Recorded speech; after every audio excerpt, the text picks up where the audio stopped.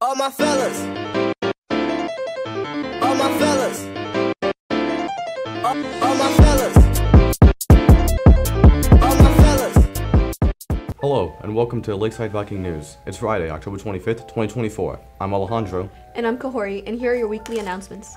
Viking families, let's rock the vote. Election day is Tuesday, November 5th. Early voting is currently happening. You can find the CAB early voting locations here. Your voice matters. Make a plan to vote. Graduation date has changed. Lakeside High School class of 2025 will have their graduation ceremony on Friday, May 23rd, 2025 at 10 a.m. at the Georgia State University Convocation Center. The annual Poinsettia fundraiser for the band, orchestra, and chorus is live now to the 31st. Please support our programs by purchasing or donating plants, or by making a flat donation. Make sure to give credit to the student of your choice at checkout. Plants will be delivered from December 7th to December 15th. You can also choose to donate plants to Claremont Place Assisted Living Community, and those plants will be delivered for you. Email lhsmusicfundraiser@gmail.com if you have any questions. Mark your calendars. Saturday, January 25th, 2025 is the annual Viking 5K. Everyone is invited to participate, and you can email the race director here for more information. The race supports the Lakeside Foundation, raising funds for scholarships, facility improvements, classroom grants, professional development, and more to enhance the Lakeside community. See you in January. Save the date. LHS College and Career Fair on Tuesday, October 29th. Join us from 6 to 8 p.m. at the cafeteria to meet representatives from colleges around the country and organizations for those looking to start a career after high school. Come join the Lakeside Debate Club, an excellent addition to your college resume. You can compete with our general debate team registered under the National Speech and Debate Association, sponsored by Mix Werner. Or, if you want an experience based more on dialogue, reflection, and collaboration, you can compete with our Ethics Bowl team, registered under the National High School Ethics Bowl, and sponsored by Mr. Collier. Meetings are every Monday from 3:30 to 4:30 in Mix Werner's rooms in 1601. Fill out the entrance form at this link or scan the QR code here. We want to invite Lakeside to participate in the Stone Mountain Music Dash 5K on October 26, 2024. This 5K is to help our music program at Stone Mountain Elementary. We're raising funds for new instruments, sheet music, repairs, etc. The Music Dash will be a fantastic event, bringing together families, educators, and students from across DeKalb County and the Metro Atlanta area. It's going to be an exciting event for the community to rally for a good cause. You can sign up individually or as a team. We're having a little friendly competition where teams can compete for the Mountain Maestro trophy for having the lowest average time. Staff, administration, students, parents are all welcome. You can get more details registered and form a team at our event website, music-5k.com. We hope to see you there. Please send us your announcements. If there's something happening that you notice that we aren't covering, you can send them to this email here. And now on to Student Spotlight with Sienna and Sarah. I'm the Pledge of Allegiance person on the announcements.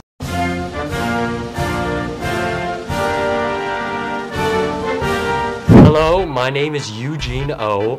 I'm a freshman, and it's really a fun time to be here, and I'm a JV runner. And usually every day after school, I just get ready for cross-country practice. And another hobby is I do a YouTube channel. It's it's called Railway Productions 14.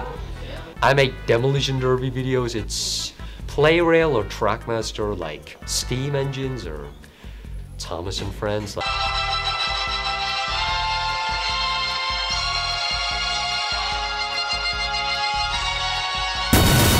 Even if teasing comes up, I learned that negatives can just be turned into positive. They are just step-ups to success or finding your new purpose.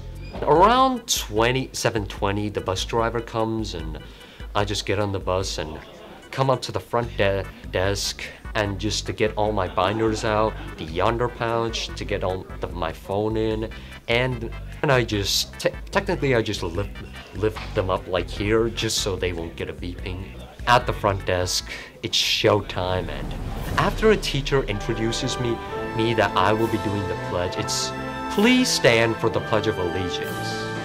I pledge allegiance to the flag of the United States of America and to the republic for which it stands, one nation, under God, indivisible, with liberty and justice for all.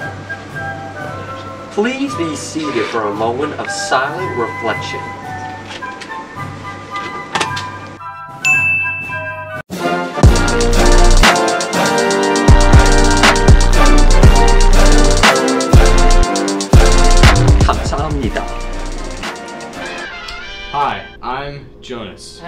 Lucy. And welcome to the super duper spooky movie review. Oh, and meanwhile, whatever you do, don't fall asleep.